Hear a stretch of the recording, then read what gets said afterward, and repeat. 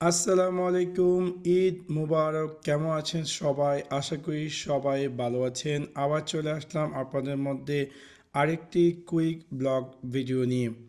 আমি এখন অবস্থান করছি সৌদি আরব রিয়াদে, যেহেতু আজকে ঈদের দিন এবং ঈদকে উপলক্ষে কেন্দ্র করে সৌদি আরবের রিয়াদে বিভিন্ন স্থানে বিভিন্ন ধরনের অনুষ্ঠানের আয়োজন ছিল।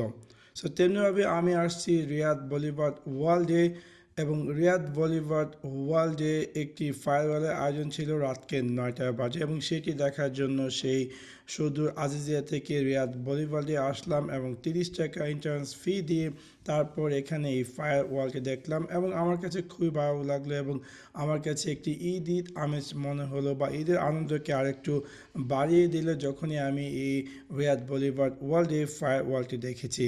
সো আপনারা অবশ্যই কমেন্ট সেকশনে কমেন্ট করতে বলবেন না আপনারা ঈদের দিন কোথায় গিয়েছেন, কী করেছেন, বা আপনাদের ঈদটি কেমন কেটেছে।